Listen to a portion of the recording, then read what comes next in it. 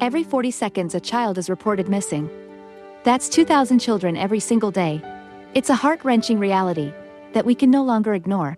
Find the Children is a non-profit organization dedicated to helping find missing kids. You can be a part of their mission by donating your unwanted vehicle, running or not. Call 1-800-294-0222. We guarantee that you will receive the maximum tax deduction. We provide fast, free pickup with 24-hour response. Call 1-800-294-0222. Find the Children provides crucial resources to help find missing children and educational materials to teach kids how to recognize and avoid predators. Our recovery programs have a proven track record of reuniting kids with their families. It's time to act. Donate your unwanted or unused car. Help us build a world where every child is safe. Pick up the phone and call 1-800-294-0222. Together, we can bring these kids home safely. This advertisement was paid for in partnership with Cars R Us and Find the Children. This is Paul Feinbaum. That'll do it for me today. Coming up next, The Drive with Wes Neighbors and Steve Moulton on 97.7 ESPN, The Zone.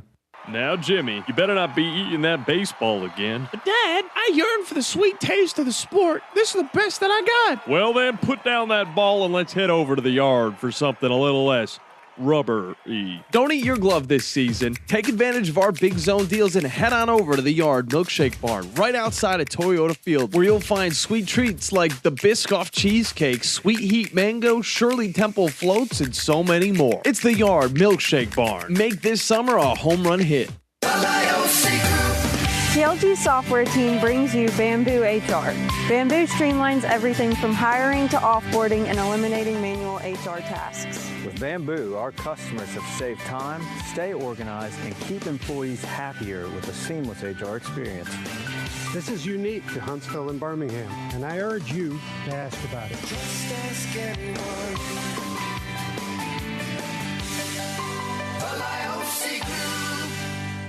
Hi, this is Wes Neighbors. I'm here with Sam Fleming with Fleming Roofing and Restoration. Sam, tell the folks about Fleming Roofing and Restoration. Hey Wes, our company Fleming Roofing and Restoration specializes in commercial and residential roofing and repairs.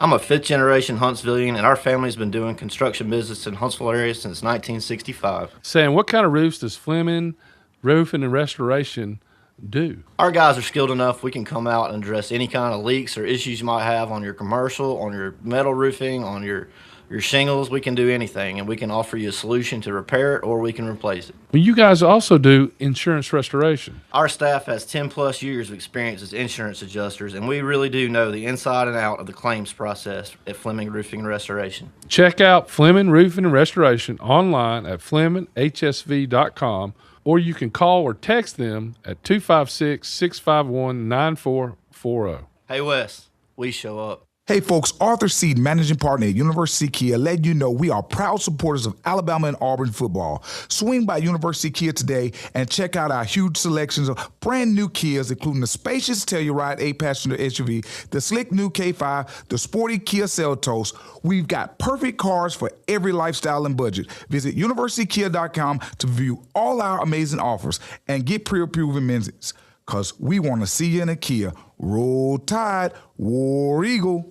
These days, saving time is important, and saving money is even more so. That's where Eagle Masonry and Insulation comes in. Over the years, Eagle has expanded their services to meet the needs of folks like you in our area. If you need masonry, brick, stone, or block work, Eagle should be your first call. They can even help if your property needs grading, erosion control, and Eagle can handle dirt haul-off. Call Eagle Masonry and Insulation today at 256-755-1556. Eagle saves you time, and Eagle saves you money.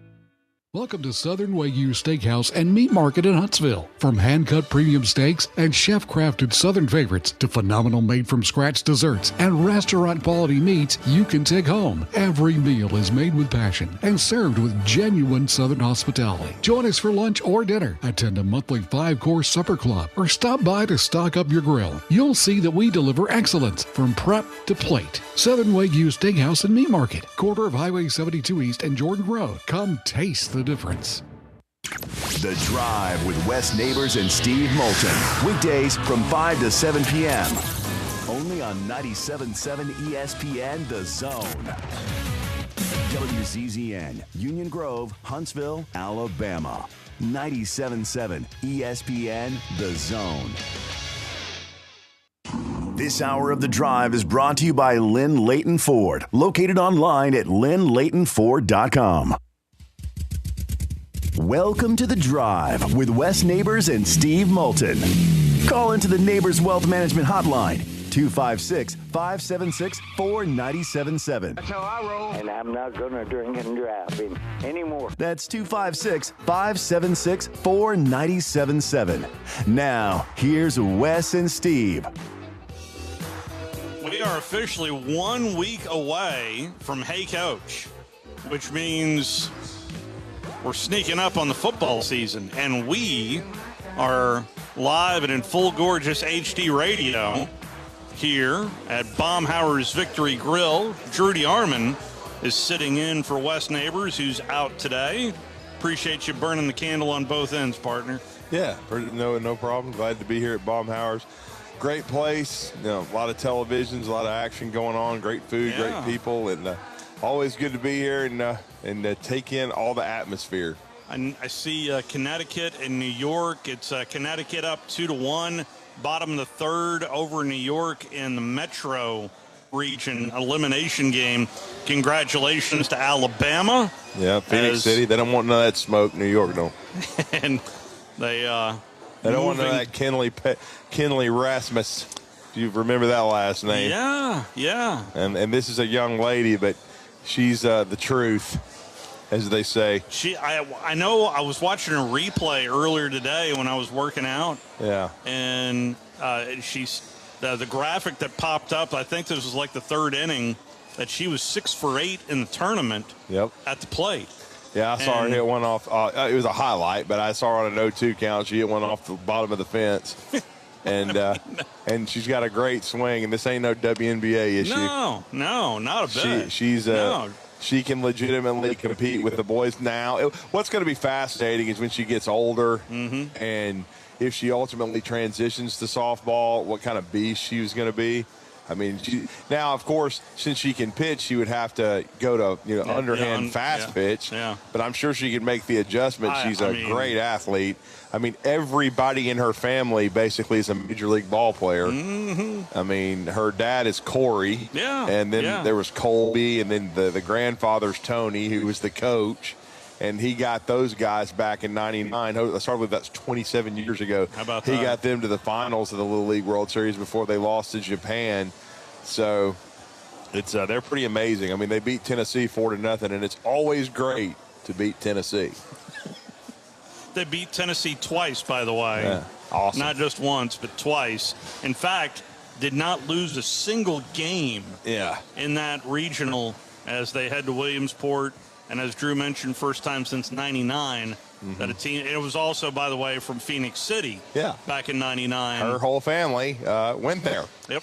I mean, they none of them really played college baseball. They all turned pro out of high school, and and not to mention that she's also related to Jeff Mathis, who was a 17-year major league catcher. Didn't know that. Yeah. So, like I said, the family tree is full of big leaguers. Wow. And she certainly is very comfortable. My favorite thing was the sign up in the stands that said "Fear the Bow." Oh, okay. Yeah, I saw that. I saw that. Yeah, they showed that on some highlights. Because she's the only girl playing, but she's the best player on the field. And so her curveball was certainly buckling people.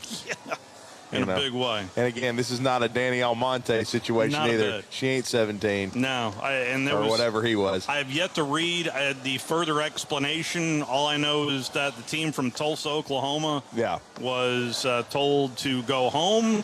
They went for a court order, and the initial injunction... Was it from a different Little League, though? It was from the Southwest Regional. Southwest. And what I mean is, but they were... I'm not sure... It's the same group. It's the same umbrella, because it was Texas West that ended up beating, I think, Louisiana. Okay. I just wondered if they were like trying, because there's Dixie Youth, there's different, I know. Yeah, I know. Associations. So I wondered, It was under, because I saw the official release come out from Little League. Yeah. So, yes, it was the Little League brand that is plastered all over our televisions here. Gotcha.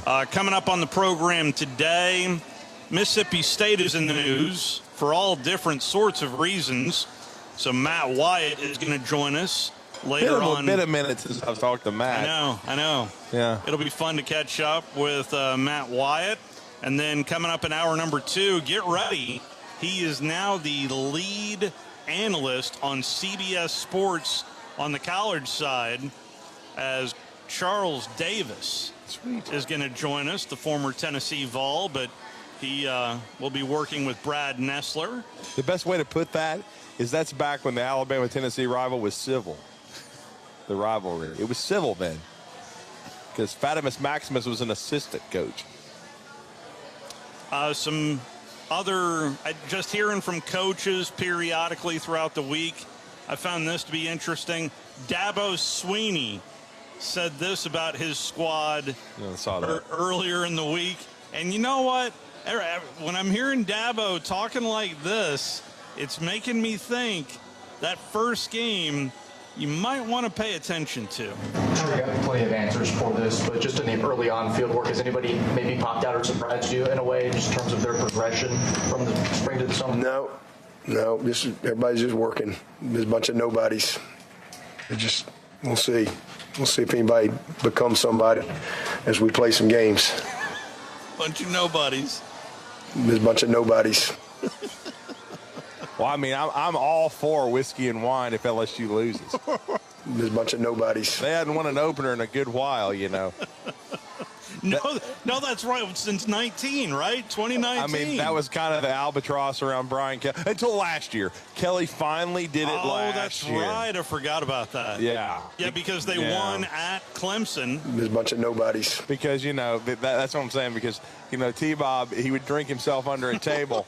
What are we doing? Because they looked so bad in the opener. And then, you know, remember, they lost to Norvell and Florida State in spectacular fashion. Yep. Just by turning the ball over. So. Well, you say it. You know. It makes me want to hear it.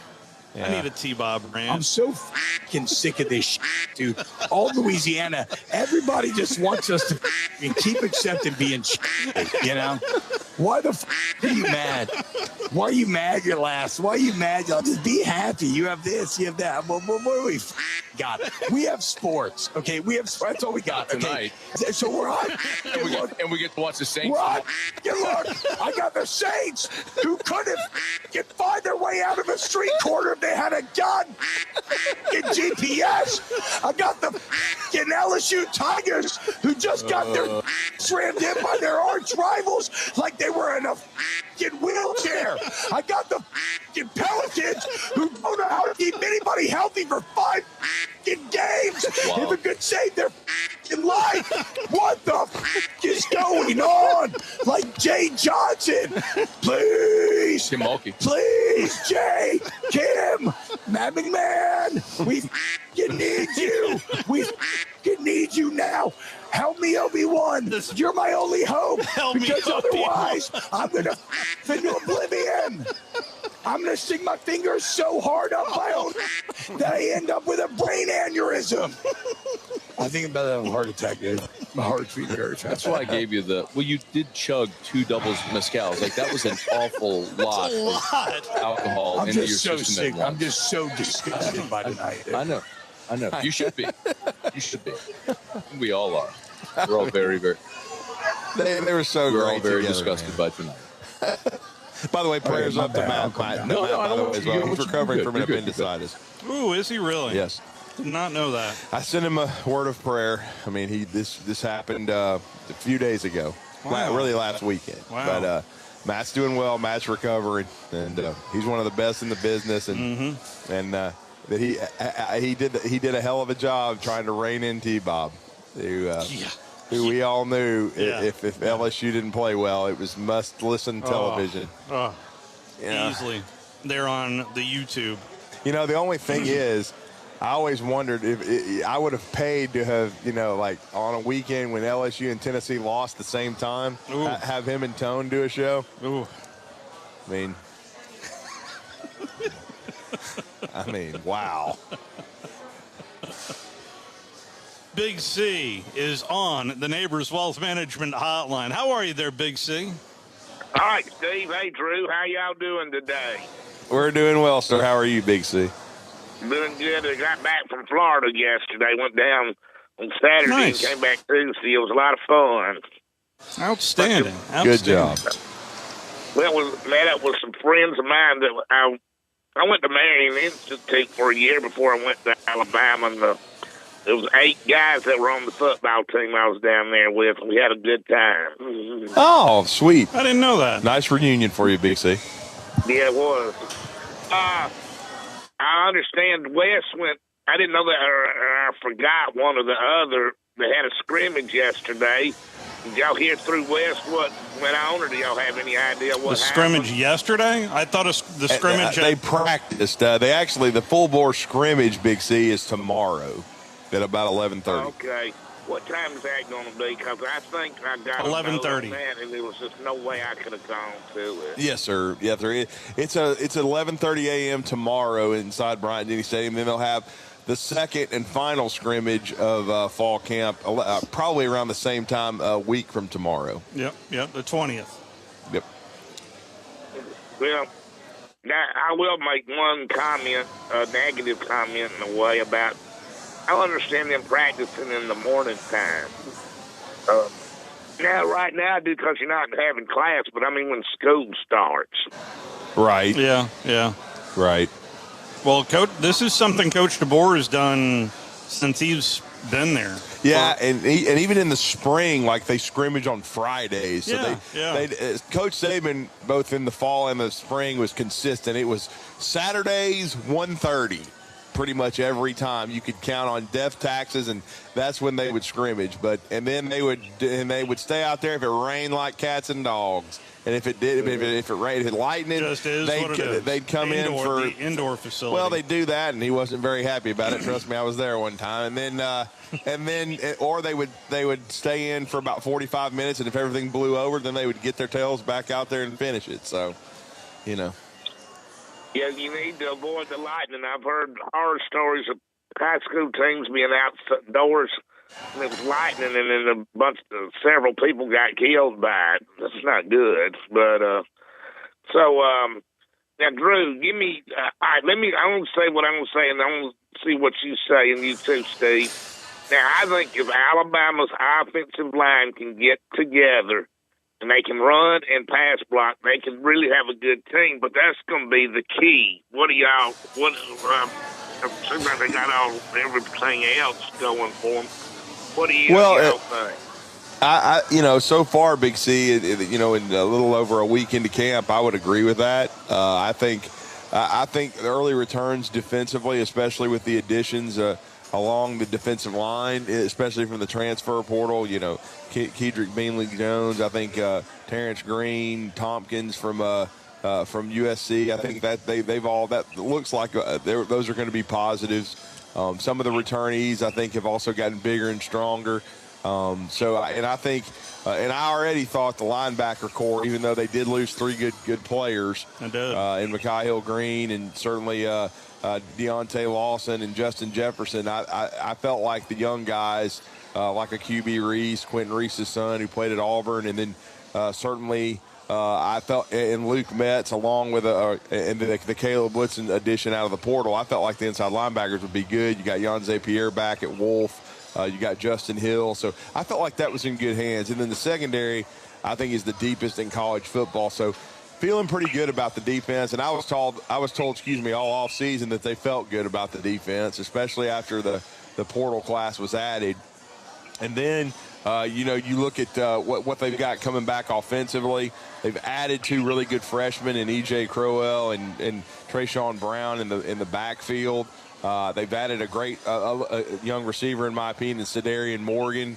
Now, Noah Rogers' loss was big, but luckily I think that's going to be the situation where that tendon he tore is healed really quickly, and I think he's got a chance to be back, maybe by the end of the first month, which would be big. So, and because he was asserting himself, he's a transfer from NC State that I think they really like. They think it's really, in their opinion, an upgrade over Isaiah Horton. We'll see. But I think they have all the other pieces. And honestly, I know everybody's talking about the quarterback, but I think whether it's Keelan Russell, who's my pick, or Mack, I think both of them can play. So, that's been proven because Milroe had a good year under their leadership and went was drafted by the Seahawks. And then we saw what Ty Simpson did. So I think they handle QB just fine. Yeah. But I think you're right. I think the key to the entire team, and whether or not they're a college football playoff, contender and someone in a team that can play for a national championship potentially, is going to be how that offensive line, comes together, because they've only got one guy back who played a lot, and that was Mike Carroll, and he's going to be playing another position. Big C's. He's moving inside to right guard from right tackle. So I think the offensive line and the progression is the key to the whole season. I agree with you. Now, the first game against East Carolina, you got some people think it's going to be a blowout. Do you think it's going to be that, or it might be closer? Well, the way I'll answer that is I think it should be, in my opinion, a 42-10, 35-10 type game, or 7, whatever you want to say. Mm-hmm. I think it should be a resounding win for Alabama, but it's not guaranteed to be, because East Carolina has won 9 games in a bowl game last year. Yeah. They won a bowl game the year before, so they're not a bad football team. And I think if you remember a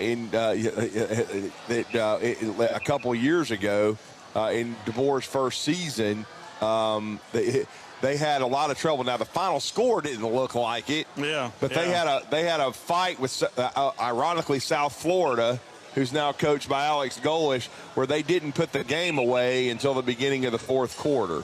So it could be that kind of game again if they don't come out and play well. And because of the Florida State debacle from a year ago, people have their doubts about them, because now under Nick Saban, you just sort of came to expect they're going to be ready to play. It doesn't matter who the opponent is. They're going to be ready to roll. But under DeBoer, they did do that against Western Kentucky in his first game, but they've had issues early in seasons both years, and last year against Florida State was just a debacle, and that's why people still are kind of holding their breath, and because of how it bookended against the best team in the country in Indiana, where they just got, manhandled in the trenches. Oh, yeah, bad. Yeah. Well, see who you got on tomorrow. You only got 24 more days to go. There you go, 24 more days.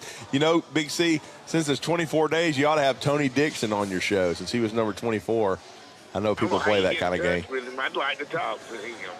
Really? You know how to get in touch with him? Are you friends with him on Facebook, Big C? No, but I need to look him up. You need to look him up and connect, because he does some public speaking and stuff, and I've sent him messages on Facebook. If you can hook up with him on Facebook, I think you've got a good shot at getting him on your show. Who do you have tomorrow? See? Does he go by Tony or Anthony?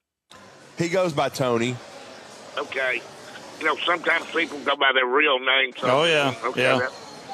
Now, I don't have anybody on because I went out of town, but I might get somebody on, but I don't want to say who because I'm not sure they'll be. I can get them on. And fair enough. Too soon to try to get them on, but if we don't get that person on, we'll get them on next week, and then we'll try to get Bob Baumhower on next week. His birthday was last week. That's right. That's right. Yeah. 1 year old. We're at Baumhower's. And that's a good thing, Big C. We're at this restaurant now. All right. He turned 71 on the 4th of this month, so he. And they're celebrating 45 years of Baumhower's this year as well.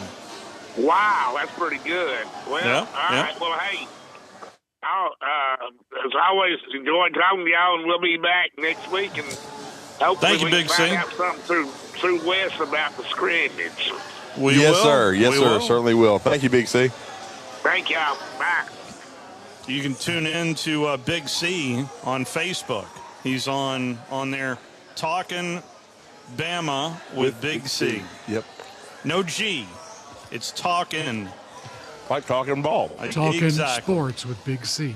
Is it talking sports? Talking sports. Talking sports. T-A-L-K. Just like the way they spell it. They spell it correctly, like we do. T-A-L-K-I-N apostrophe. Talking sports with Big C. 8 a.m. on Facebook. It's appointment viewing. We'll continue to talk some sports as well here on The Drive coming up on the other side. It's been a while since we've caught up with Matt Wyatt. But we will talk a little Mississippi State football with him next, right here on The Drive, live from Baumhower's Victory Grill. You're listening to The Drive with Wes Neighbors and Steve Moulton on 97.7 ESPN The Zone. Hey, I'm Bobby White for Lynn Layton Ford Indicator. Summer is flying by and our summer sales event is coming to an end soon. But there's still time to lock in low, amazing summer deals. Now's your last chance to get 0% financing, 0 payments for 90 days, 0 maintenance for 2 years, and $1,000 down payment assistance on a huge selection of new Fords. With your good credit, get up to $6,000 off MSRP on 26 Broncos. $6,000 off. While they last, get $7,500 off MSRP on a 25 Bronco Sport. $7,500 off. The last new 2026 STX Crew Cab started under $46,000, and Lynn Layton Ford will never add any dealer dock fees or some ridiculous upcharge. Don't miss out on 0%, 0 payments for 90 days, 0 cost for maintenance for 2 years, and $1,000 in down payment assistance. Hurry into Lynn Layton Ford, right in the heart of Ford Country, just a mile south of the Beltline Indicator, or online anytime at lynnlaytonford.com. Bronco 28442T, Bronco Sport 28032D, F-150 28485T. See dealer for details. Since 1983, Berkshire Hathaway Rise Real Estate's Ann Adams has been your local go-to real estate expert in the area. As a buyer, you can trust Ann's in-depth knowledge of the local housing market to narrow available properties down to those you'll be interested in, saving you time when shopping for a new home. When you're ready to sell, Ann's expert negotiation skills will ensure you get a fair price and hassle-free experience. Call Ann Adams today at 256-337-2625 or email annadamsrise@gmail.com. Fall Saturdays in the South mean football. And when football season rolls, patio and grill season rolls right with it. Turn your patio into your favorite place to watch the game. From premium grills like Big Green Egg, Yoder, Blaze, and Napoleon to outdoor furniture built for Saturdays. Brooks & Collier has everything you need to make your patio the best seat in the house. Brooks & Collier, 80 years, 4 generations, the Valley's best in outdoor living. 813 Meridian Street and at brooksandcollier.com. Tom Abraham here for my friends at All About Water. Crazy name, huh? Well, let me introduce you to them. All About Water is the top pond builder anywhere in the Tennessee Valley, and that includes remodeling or cleaning out existing ponds as well. They also have monthly maintenance plans for your pond. Don't have a pond? Well, how about a fountain or water feature for your property to bring that soothing sound of running water to your happy place? On the other hand, maybe you have water on your property that you don't want. Well, Ryan at All About Water is all about water, so he could take care of that as well. He has a background in fluid dynamics, and what that means is that he could take care of any water issue that you have. Finally, how about that irrigation system that you have or that you want? Well, they do installs and maintenance and repairs on those as well because they are all about water. Learn more at allaboutwaterllc.com. That's allaboutwaterllc.com. By now, you know about Eagle Masonry and Insulation, and maybe you know that Eagle also does landscaping and dirt work. But how about after paint work? Shower doors, shelving, and mirrors, all taken care of by Eagle, the same Eagle that takes care of all your masonry, insulation, and landscaping needs. Eagle brings the same level of expertise to all these disciplines, and they're ready to provide you with a free quote. The website is the same, insulatewitheagle.com, as is the phone number, 256-755-1556. Give them a call and see what Eagle can do for you. Eagle saves you time. Eagle saves you money. Want to save some money? I can take money and I can make it into more money. Just check out our zone deals online at 977ESPN.com. We are 97.7 ESPN The Zone.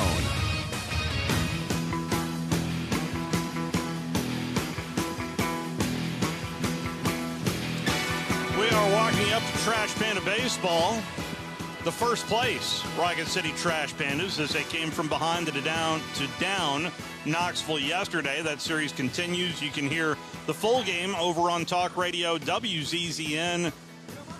I know we talk a little baseball as well with our next guest. It was nice to see the Braves actually beat the Mets. Goodness gracious. The Mets have had the Braves number at least this year, but we'll sneak in some talk about Mississippi State as well, as there is quite a bit of information involving the Cowbells there from Starkville, Mississippi, as Matt Wyatt joins us. You can follow Matt on X at Radio Wyatt. Matt, it's been too long. How are you, sir? Just right, boys. Hanging in there, headed to church. I'm going where y'all ought to be going. Outstanding. Outstanding. Love to hear that. So I know there was news that came down this afternoon in regards to some gambling issues. Is there any update that you can, clarify exactly what's going on with the program? Yeah. No, I don't really have any info on that. I don't even know who the kids are. Have they? Yeah. No, they have not. No, sir. No, sir. I didn't think there were. Well, it's just stupidity, and I say that, with the context that thank the Lord that social media didn't exist and, sports gambling wasn't as available when I was in college. No telling what we would have done, that sort of thing. But it's just dumb because somebody made the comment to me today, boy, I bet, Levy really got after him, from a coaching standpoint. And I thought, well, the environment you're in, it's a little bit hypocritical, right? Because, we plaster the gaming sites and the online betting and the fantasy this and fantasy that all over everything in stadiums and on broadcast and on radio broadcast. And then we tell the kids to ignore it. So it's a little hypocritical. But I'm sure from a coaching standpoint, the message first and foremost is, look, it's stupid because you don't want to do anything that's going to jeopardize your eligibility. And we got to have you playing. You're not doing us any good if you're over there serving a suspension. So I'm sure that was the message. Yeah. And I know the other big story involves trying to add 2 players in Manning and Sila, but I know they're at least from hearing from Coach Levy, they're in the building, but they're not participating in practice. Yeah. Well, yeah. See, and here's the thing, guys. I totally agree with that. I would probably do the same thing, and that is, you're limited in the number of reps that everybody can get anyway. And the last thing I'm going to do as a coach is spend any practice reps, especially valuable ones and twos and scrimmaging on guys that I'm not sure are going to play. Like the minute they tell me, okay, they're good, they're free and clear, let's roll with it. Okay, well, that's different. Well, until then, I'm not using any practice reps on somebody that may not play. So it makes total sense to me. And Matt, it's great to speak with you again. It's been a while, and always value your intel. I think it shows you how revered he is, and by the Mississippi State athletic department, the fans, and how much he loves Starkville. But it's almost calming to see Zach Arnett back on the sidelines as DC, I would say. Well, yeah, especially from the perspective of coaching at defense. Because Drew, let's be real on that. It's just been downright hard to watch the last several years. Like, at times I hate to use the word unwatchable, but to anybody that knows football, there were times when that's what it was defensively. And, a lot of that was personnel. A lot of that was, Zach Arnett left. and the truth about it is, Drew, I don't care how good a coach you are. If you're all of a sudden you're going to coordinate a defense, and the first time you're ever going to call plays and coordinate a defense, and you're going to do it in the SEC, you're going to cut your teeth in the SEC. That's just that's the wrong recipe, and that's what State's been going through the last few years. So my message has been on this: like another year over of going out spending a lot of money on players. They did it last year. It improved it to a certain degree and improved their depth. They did it again this year, and so they're improved. They have the best one-on-one cover corner in the Southeastern Conference on one side, and Kelly Jones, whether anybody realizes it or not, he'll be a first-rounder if he's healthy. And so it's a little bit like what Coach Dunn had in the late 90s, where you can really play around and lock down one side because of who's out there. And Arnett, he is old school in the respect that when he walks into the room or onto the field, everybody straightens up a little bit. He just has that quality about him. We joked about it the other day. I said, it's like to be a good defensive coach, you have to be able to be a little bit of a jerk. And let me just tell you, He don't have a problem with that, and he's got the right attitude, and they're just going to be better. I think by default they're going to be a little better defensively. The quarterback competition, it's what have you heard in that regards? Is there one? You tell me. No, I didn't think so. I didn't think so. No, not at all. That's why I worded it the way I did, Matt. Yeah, it's KC, Kamario Taylor, and again, some of your listeners are going to think, okay, here's this guy over in Mississippi really tooting their own horn, but I'm just telling you, I'm willing to tell you the truth on it. Kamario Taylor is the kind of prospect, like I talked to him last year and told him, like, I watch you at practice. You don't have a ceiling. There is no ceiling. Like, athletically, physically, there is no ceiling. It's strictly a matter of development and grasping the game mentally and kind of going through that and growing up where you can get to be a third or fourth year player and then command everything that defenses are throwing at you. But physically, he's different. And I have, in all my years of playing and over 15 years of doing the radio stuff, I've never seen a freshman like we saw last year that throws the ball the way he does. And then you got the size and running ability on top of it. He is prototypical from a physical standpoint. If you could 3D print a quarterback prospect, he's what would come out. So what the pressure is on the coaching staff and, to put a team around him and to develop him along the way while he's starting and playing every snap for you. If he stays healthy by the end of the year, he will be a household name. That's the kind of player that he is. Well, I was watching him a little bit in the bowl game, Matt, because I know you guys had a chance to play there. I'm glad he wasn't seriously injured because, our good mutual friend Brian Haydad, I thought he was going to have a come apart at the end of the game when he thought Kamario was seriously injured because he means so much to the team. Because of what you just said, his unlimited ceiling. So he showcased some of that. Yeah. Right, and think of it this way too, Drew. We live in an era where at a place like Mississippi State with a quarterback like that, you've got a lot of money invested in him. A lot.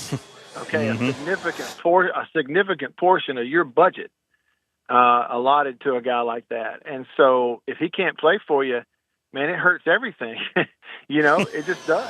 And so that's another part of the era we're living in right now. Crazy. Yeah, I will say this too, and I'll tell you what I've told Brian throughout. And when State got him out of the portal, I thought they stole him, and then I think he would have had 1,000 yards last year if he hadn't got hurt. But Fluff Bothwell's a really, really good player.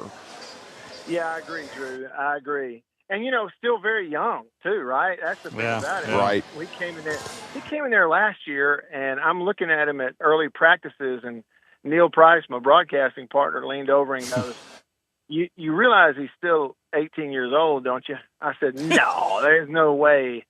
That does not look like an 18-year-old, So he's still got a ton of football in front of him, and you're right, really good football player. If you can stay healthy, if you can just keep him healthy for a whole year. And I actually think that a super mobile quarterback, just in the scheme and with what he's going to do, takes a little bit of the carry the ball load off of a guy like Fluff. And so I just think, it's an opportunity for him too. That he's a really good player. They're fortunate to have him.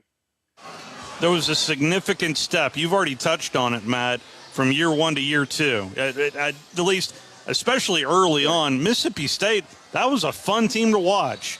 At the very beginning of last year, and then injuries. And do you think we're going to see another step this year? Yeah. Yeah, I do. I'm hopeful for that kind of guarded optimism. I want to see it first. And, you get an opportunity week 2, we go to Minnesota and play an afternoon game up there week 2. And then week 3, we're at South Carolina. So pretty early, we'll kind of get to learn what we are. So I got some guarded optimism. The thing about it is, I keep saying this phrase, the era that we're in, but State had over 40 players that transferred into that program from last year to this. Okay, you compare that to something like Arkansas. Arkansas goes through the coaching change. In comes Silverfield. They had like 45 guys transfer in, but that was with a coaching change. State didn't have any of that. And, in some respects and at certain positions like offensive line, it's a whole new football team. You know what I mean? So I think, Steve, that's the main reason my optimism is guarded is because, look, you got an influx of 40-something transfers from other D1 schools. I need to see what they look like before I even know, what they are. And that goes for a lot of teams these days. Well, and Matt, and the schedule is probably the toughest I've ever seen a Mississippi State team have to face. Yeah, right. And that is why I think, Drew, you got to draw a big red circle around week 2 and 3. Back-to-back road games, 3 p.m. game in Minneapolis, and the next week, a 2 p.m. game in Columbia, South Carolina. And, 2 games that I'm sure a lot of people think you got a chance to win them, but you got to go on the road. And so you put a big red circle around those 2 because the rest of that schedule is absolutely brutal, for sure. Yeah. Battle-wise of scrimmages coming up, what intrigues you the most, Matt? What draws your attention in terms of what you want to see, or just how things shake out in the 2D? Yeah, for me, it's offensive line, number one, by far, because 1, it's kind of an unknown, and 2, that's where you win and lose. And that's any football team. If you're above average on that offensive line, you can take average skill people and win a bunch of ball games. But if you are below average on your offensive line, are always hurt, always playing new players, you can have great skill people and you'll look good at times, but you'll lose. And frankly, we've experienced some of that. Games are won and lost right there, whether we want to, acknowledge that or not. And so for me, the State's got a returning center who's a fifth-year player, Cannon Boone, really good Remington watch list guy that it's anchored around, and a tackle who they really like that came in from Virginia last year, and Blake Steen, but he got hurt in the first game. And other than that, it's all new. Like, it's all new guys. And so for me, that's the whole thing. Like, when I go to practice, the media guys hate at them. They think I'm crazy because I don't watch quarterbacks. I go watch the offensive line. They're like, what are you watching down there? They're just pushing and shoving on each other. I'm like, well, I'm trying to learn a little something and see these guys because they are the reason you win and lose. And so that's the question for State, is that O-line for sure. And then what about wide receiver? Because you mentioned them having to build an offense around Camario, make his job easier. Actually, the receiver group last year made plays. And when we were in Tampa, there's talking to Haydad, talking to some State folks, they seem to have quiet confidence that Levy has found some guys, and they trust his ability to kind of evaluate that spot and find a fit for his offense. Yeah, you said it. I mean, he's kind of shown you can trust him, and he finds them. And they've got Anthony Evans back, the former Georgia Bulldog, who was really good last year. It's just that, the ball was being spread around to Brennan Thompson, who got drafted by the Chargers and, ran the second fastest time at the combine and all that. Well, Evans is that kind of runner and a returner. They brought in a kid from Missouri. He's having a good camp, really good player. Aiden Williams, young guy who played some last year. He's elevated to a different role this year, transferred in from Ole Miss. And that's just, 3 names and a bunch of names that are all, capable. That's the thing. I think in that offense, Levy's past and with this quarterback, they really had no trouble convincing some guys to come catch passes in it. So I think they really like that group. And because we don't really see the raw numbers out there, has Mississippi State's NIL, has it gone up? Has it significantly gone up? What do you know in that regards? Well, from everything I hear, theirs has gone up, but so has everybody else's. Yeah. You know what I mean? Like, that's what I take. You talk to our people, and it's like, State's doing pretty well for what's out there in terms of their resources, but so is everybody else. Like, you make a jump, but everybody else makes a jump too. And the NIL, what would you call it? The benchmark, sort of that threshold, whatever that is for the SEC, it ain't going down anytime soon. It just continues to climb. So they're not spending the kind of money that LSU and Georgia and Ole Miss are for certain. Even the Missouris of the world are spending, frankly, a lot more money overall. But I think what you've had is, in the state fan base over the last couple of years, kind of a wait and see on your coach, that sort of thing. And if they make a jump this year with a quarterback who's from 15 minutes from campus, who wants to stay there as long as you pay him, then probably you get more money in the hat. People will look at it as an opportunity to maybe build something over the next couple of years around that quarterback, and that's when maybe you can make a jump and get four legs under that thing and compete with some of these other schools. Well, and how much heat is Levy under? Because they did show a lot of progress, I thought, in year two. With this schedule and everything and the way it stacks up, what will they consider a step up now? Yeah, it's the $1 million question, and I think it's kind of like you know it when you see it sort of thing. Last year they beat Arizona State in week 2 or 3, whatever it was early, which was a playoff team the year before, had Levitt. They go to overtime with Tennessee. They have the fourth quarter lead against Texas, and Texas comes back at the end. And then they had the close loss at Florida, right at the end of the game. So they were close in a few games and had the one big non-conference. So there was this feeling last year that, the head coach and the staff are getting a lot of buy-in from the players, and they're playing hard, and they're doing some good things and made a little bit of a step. So I feel like as long as there's another step getting closer to trying to build something around what next year would be a junior quarterback in Kamario Taylor, if this year it's a building block, people will be okay with that. But if it, who knows? If it were to bottom out, somebody gets hurt, it bottoms out, you don't win any games, something like that, it could always go south.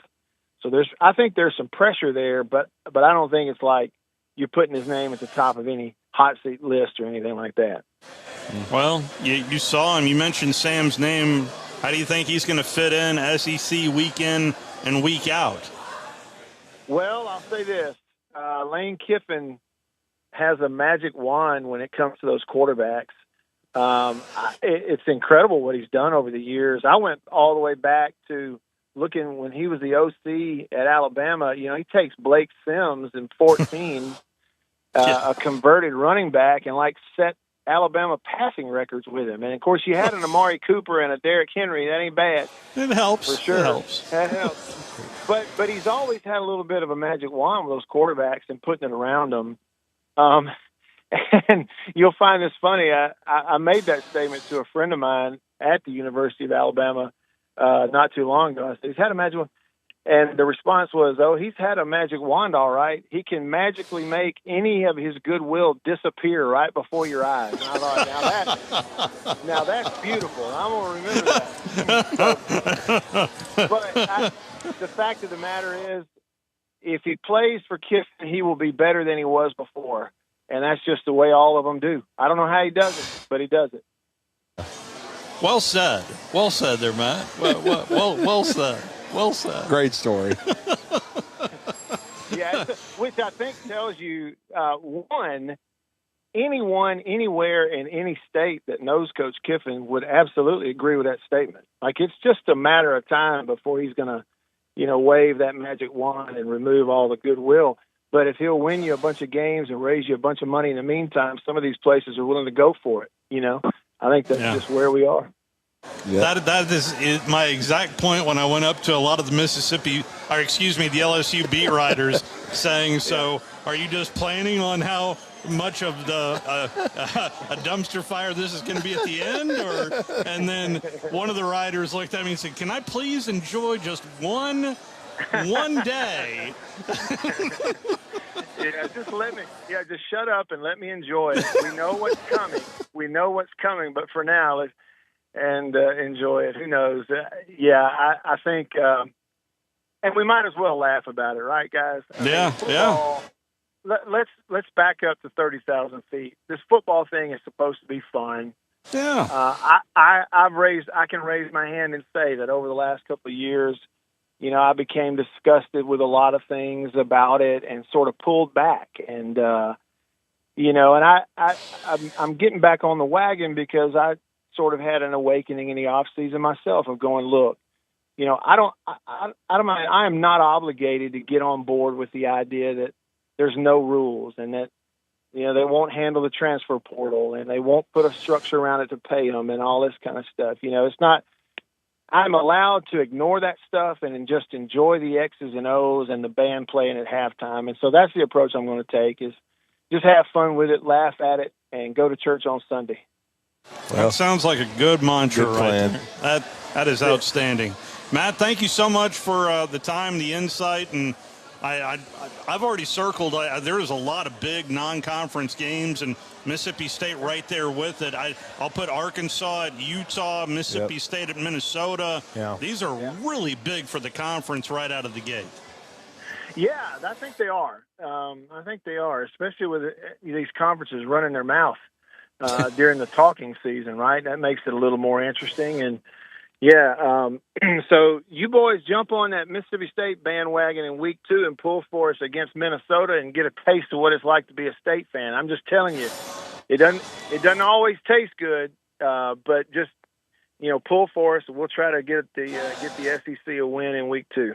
Well, Matt, I'll just say anything like the ice cream. Well, just quiet confidence against Minnesota, man. Mike Shula is with Minnesota. Oh, I see. Man, I tell you, Alabama folks will remember things. Won't you? First kiss all those years ago. Now Shula from 40 years ago or 30 years ago. My goodness. Yeah. I could see the train wreck coming at South Carolina last year. That's Trudy Armand, Matt. That's our boy. True. Look, I was born and raised, in the state of Alabama. All my family there. I grew up not too far from y'all. I grew up in Russellville coming up. Okay. So I watched Chucky Mullins play in high school for Russellville High School. Then we moved, and I went to all 4 years of high school at Prattville. But look, I understand it. Okay, so, Drew, you want to still be mad at Coach Shula from 30 years ago? Go ahead. You ain't the only one. I'll just put it there. Yes, sir. And I loved him as a player, but it's just as a coach, it's just it's difficult to forget, And trust me, he had to go through a probationary period. Alabama was going through a rough time, but it was tough, man. I tell you what. And your Bulldogs really gave it to the Tide some during that time period as well. Yeah.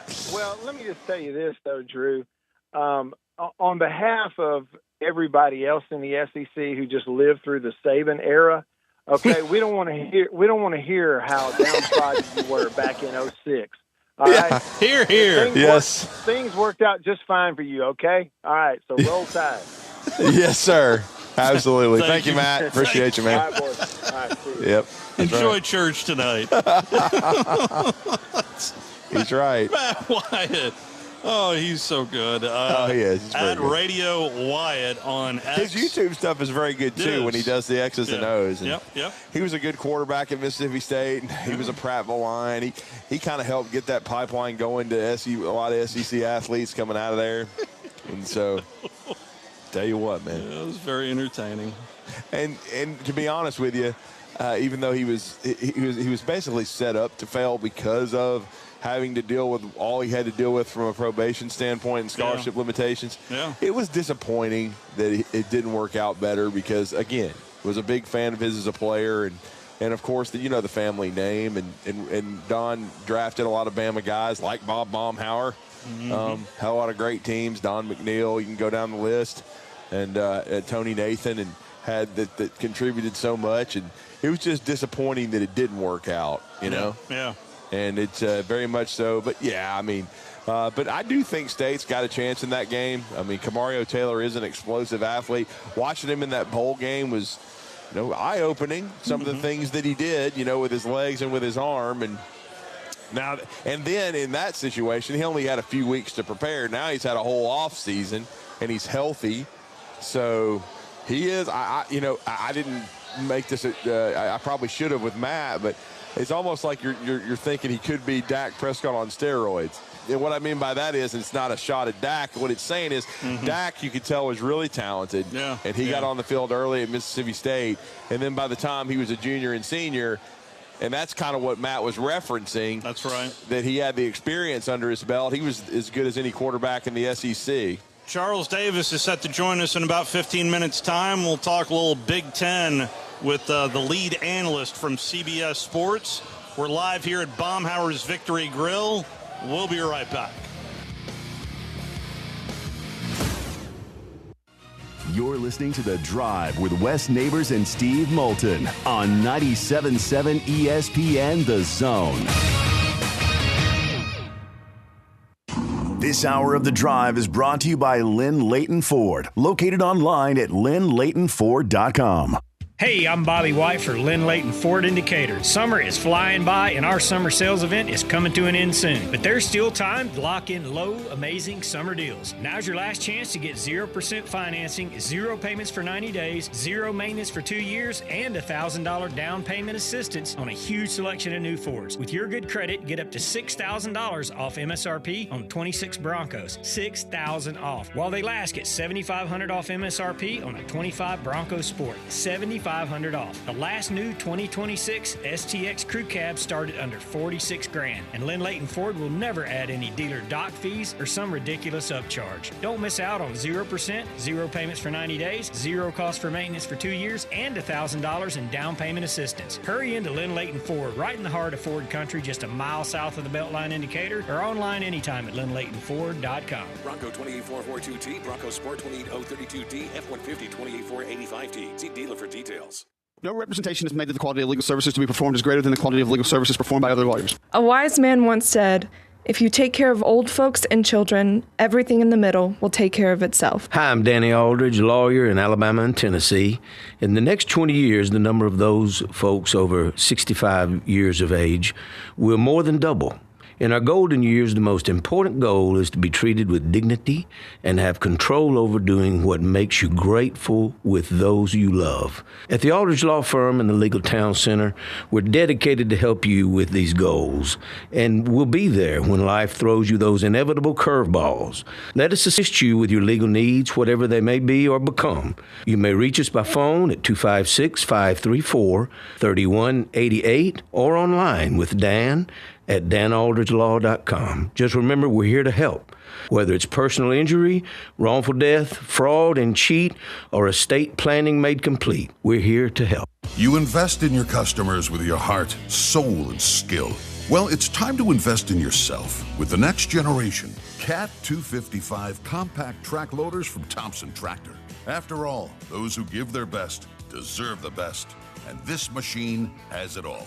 With features that include a more powerful engine, tri-axle truck loading capabilities, a spacious cab, and a smooth ride for all-day comfort. Thompson Tractor knows how much value you place on your customer's satisfaction. It's how you build your business. It's also how we build ours. Since 1957, hardworking folks like you have counted on Thompson to provide the absolute best lineup of equipment in the industry, all backed by a customer service and product support team that time and again have proven to be second to none. It's all about maintaining peak performance. Always has been, always will be. Visit ThompsonTractor.com for details. Thompson Tractor, we're here for you. The company is Eagle Masonry and Insulation, but did you know they're also Eagle Landscaping and Dirt Work? Eagle can take care of all your landscaping needs, including irrigation, sod work, and planting, both plants and trees. On the dirt work side, Eagle can grade and build your pads, haul dirt in or out, and even do erosion control. Philip Love and his team can do it all for you. The website is the same, insulatewitheagle.com, as is the phone number, 256-755-1556. Give them a call and see what Eagle can do for you. Eagle saves you time. Eagle saves you money. Your Fox 54 weather. I'm Fox 54 Weather Impact meteorologist Emily Owen. Partly cloudy skies are expected for this Wednesday night across the Tennessee Valley. We'll see low temperatures fall into the low 70s for the overnight. Looking ahead into our Thursday, isolated showers and thunderstorms will be possible in the afternoon. Expect to see mostly sunshine. High temperatures warming into the low 90s for the afternoon. Your Fox 54 weather, only on 97.7 ESPN The Zone. Hi, Bama fans. Chris Stewart, voice of the Crimson Tide. Join us all season long for Alabama football on 97.7 ESPN The Zone. Roll Tide.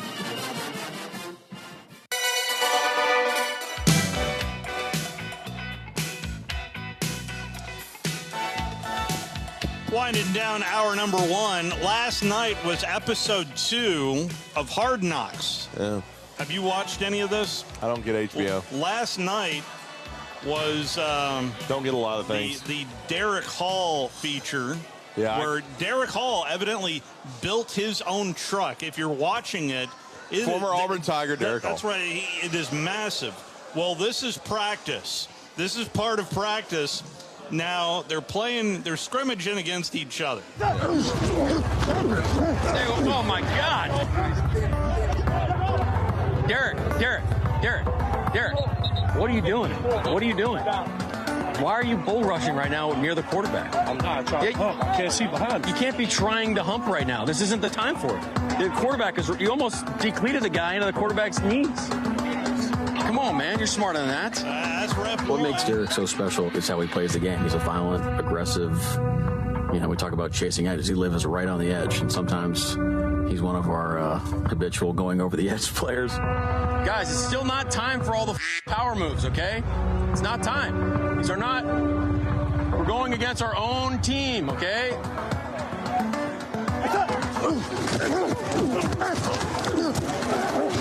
Damn it, Derek. That away, good timing. That away, Sam. How when I ran clearly bad? Get him out. Get him out. Get him out. What do you want me to do? Get him out. Get him out. Get him out. God, oh my gosh. What the Hey, you can complain all you want. You can complain all the you want. You're too close. That's twice. It's not smart. You can bitch all you want. But it turns out I'm running the in practice. So that's a little bit of Mike McDonald having a conversation. Yeah, because if he gets hurt, Milroe has to play. That's exactly. And then you really are bleep. That's exactly. Then you really can ring the duck. That's exactly why I wonder. By the way, I have yet to see Jalen Milroe. Yeah, you probably won't see a whole lot of him. Here's Derek Hall. There's going to be times in game or in life where there's going to be something that you don't agree with. So how you respond and react to that, I think is huge. And I think the biggest piece for me is try to see where I went wrong. Yeah, I ain't gonna lie. Position he was close to Sam. As you would buy his hand, because that's the part to get the quarterbacks. It ain't that. It's when he get his hand, it's that hit. They're protecting Sam Darnold in a big way. Just so we don't finish on Sam. That's the biggest thing. You know what I'm saying? Because what it's going to look like is that, look at Mike Mo. I know that he stops because he like, well, Mo can technically keep going. He stops. And then you going, you know what I mean? I'm not mad. The D Hall thing just like it's hard. Like I've had a lot of players like it's hard. That's the defensive coordinator. Because it's what makes them special. Yeah. You know, like he's gonna get mad. He's a great kid. Hey, yeah, that's why they say the warrior in the garden, huh? Trying to get there, man. You have to process everything right. So sit back, be a process-oriented person. Think about it. From that point forward, I can't let that affect the rest of practice or how I go out and how I perform. I hear him set. It's going to be okay. You're my guy. Why we love you is also what pisses us off in practice. Shut up. No, I don't know how to. That is Mike McDonald there at the end, just making up a little bit with Derek Hall. But they have zoomed through 2 episodes. Yeah, it has felt like the Derek Hall show. Well, I mean, he's a tremendous player. Just got paid. His last game at Auburn was one of those epic Iron Bowls inside Jordan-Hare Stadium, and he was unbelievable. He was a wrecking ball. Mm-hmm. He just didn't have a ton around him, kind of like Keldrick Falk, even though the Falk's defense was better than the one that he played in. But, he's a heck of a player, no doubt about it, and he was a guy that played hard every snap, and he stood out. You knew you had to account for Derek Hall every time you played Auburn. He was going to get to the QB. He was going to disrupt, and I'm not surprised. I think he was a 3rd-round pick of the Seahawks, so which I thought was a steal and has turned out to be he already now has a Super Bowl ring. Yes, and Sam Darnold, it's funny, once you get away from the New York Jets, you win. Titans fans are hoping that also applies. There's a lot of Jets and Giants flavor on the Titans. Derek Hall was a second-round pick, 37th overall there pick. You go. I knew it wasn't 2020. first. I knew that, Yes. I still have a draft pick there. Speaking of some football, we'll dive in to some Big Ten and maybe some advice from Charles Davis next. Row your boat. Yep. WZZN, Union Grove, Huntsville, Alabama.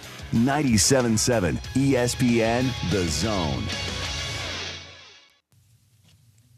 This is SportsCenter.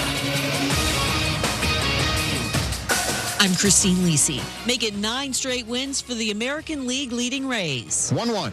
Swung on and hit high in the air and deep to right center field. Butler back, turning, looking, gone. Liam Hicks is a triple shy of the cycle. A 3-run homer comes with 2 out in the 4th. The Rays extend their lead to 7-2. The call on 620 WDAE. Rays beat the Athletics 8-4, joined the 1977 Red Sox as the only East teams to go 9-0 on a West Coast road trip. Tampa's the 13th team since 1900 to go 9-0 on any road trip. In a matchup of a pair of teams chasing an NL wildcard spot, Cardinals routed the Phillies 7-1, 3 RBI for Alec Burleson. Nick Allen, go-ahead sac fly in the 8th. AOS leading Astros edged the Giants 2-1. Twins 7, Orioles 5. Minnesota's 3 back of the White Sox in the AL Central, and a game back of the Rangers for the final AL wildcard spot. Texas at the Angels, 10 Eastern on ESPN. Jake Cronenworth, game-tying RBI single, bottom 8. Padres and the Major League leading Brewers tied at 2, top 9. Guardians scored a pair of runs off Framber Valdez in the top of the first. They're up 2-0 on the Tigers, bottom 1 in Motown. NFL, quarterback Deshaun Watson will start the Browns' preseason opener Friday against the Bears. Shedeur Sanders will start Cleveland's second preseason game next week. Falcons quarterback Tua Tagovailoa will start Friday against Denver. Still no decision from the team yet who starts week 1. Michael Penix Jr. not yet completely cleared from his ACL injury. Broncos QB Bo Nix, coming off 2 ankle surgeries, won't play on Friday. Hey, this is Rich Eisen. Coming up on Thursday, Hall of Famer Thurman Thomas joins us on the outset of another Super Bowl run for the Bills. It's Aaron Rodgers and the Steelers' turn in the 4 downs machine, and Carolina Wiedrup joins us in studio. Thursday's Rich Eisen Show on Disney+, the ESPN app, and ESPN Radio. 97.7 ESPN, The Zone. Welcome to The Drive with Wes Neighbors and Steve Moulton. Call into the Neighbors Wealth Management Hotline, 256-576-4977. That's how I roll. And I'm not going to drink and drive anymore. That's 256-576-4977. Now, here's Wes and Steve. We are back here at Baumhower's Victory Grill. Wes is out. Drudy Arman sitting in for Wes here this evening. DraftKings put out the favorites to win the national championship, and it goes as follows in terms of predictions. Ohio State, Notre Dame, then Texas, followed by Indiana. That is a lot of Big Ten flavor in terms of favorites to win the national championship heading into the season. And speaking of the Big Ten, you will see him a lot this fall on CBS and hanging out with Brad Nessler as Charles Davis joins us on the Neighbors Wealth Management Hotline. How are you, sir? I'm well. How are you guys? Doing very well. It's fun to catch up this time of year, and boy, right now it's the Big Ten world because they put up the trophies there at Media Days, sir.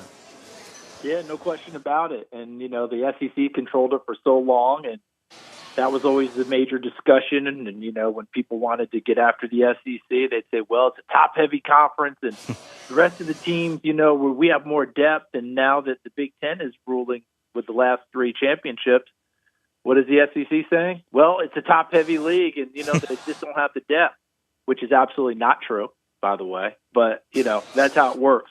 Bottom line is how you introduced it. It's their world. They've hoisted the last 3 trophies, and, you know, the SEC is going to try and do something about it this year. I know you've got Indiana out of the gate. Have you seen what's your take on Josh Hoover? I don't have Indiana out of the gate. I don't have him in my first 3. But hopefully we'll see him. And I saw Josh Hoover at TCU and watched him play. And there's been so much conversation about the number of turnovers he had there And Coach Ignetti saying, well, you hadn't played for us yet. We're going to do things a little bit differently here. And Coach Ignetti has, it's not hard to go back through the record all the way through Indiana, Pennsylvania, through James Madison. Now here at Indiana, quarterbacks get better when they play for him. And the guy who won the Heisman Trophy last year was regarded, but I'd like to find someone who said, hey, this guy's going to win the Heisman Trophy and be the number 1 draft pick going into last season. I don't think that person exists. So it just tells you what can happen when you're there with Indiana, when you're there with Coach Ignetti. And Josh Hoover is primed for success with a really good ball club around him.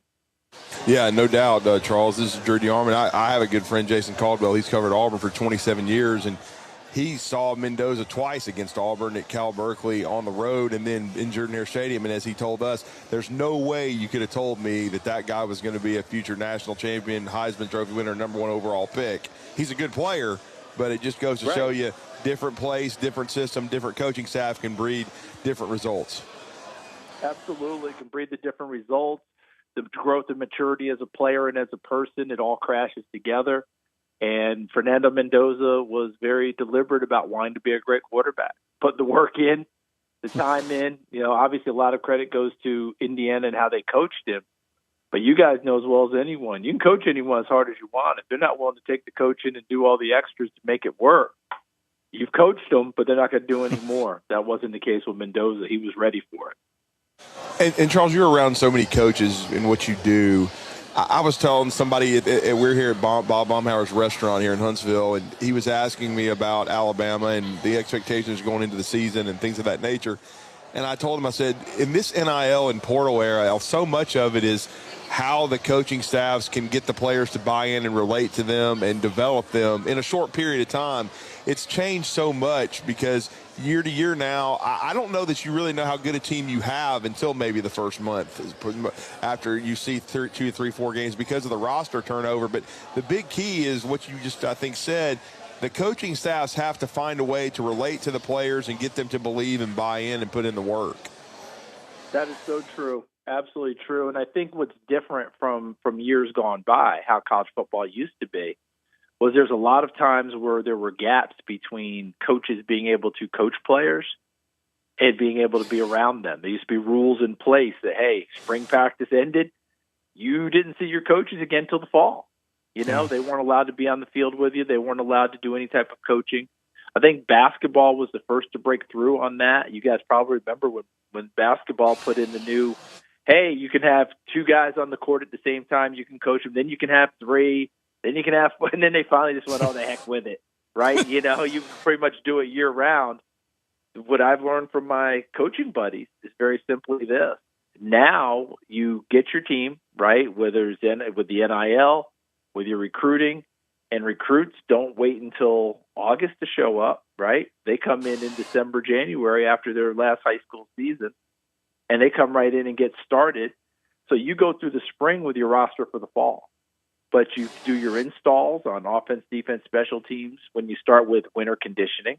You install again in spring practice. You install again post-spring practice. You install again throughout the summer. And then you install when the fall kicks in because the coaches can be there.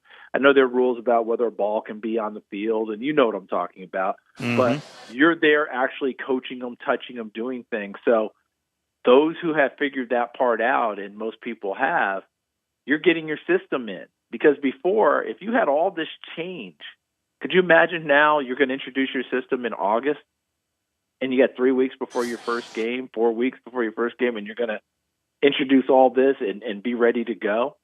This is why they're able to play quicker, we're able to play faster. They've been exposed to it already. Plus, the coaches have figured out how do we get our message across quicker so these kids do play faster. And that's where the good coaching comes in. My apologies on the false start penalty right out of the gate with you, Charles. You've got Oregon, Boise State right out of the gate, and Oregon is just primed for it. It feels like they are one of the bigger teams that have the best opportunity at hoisting up the trophy at the end of the deal.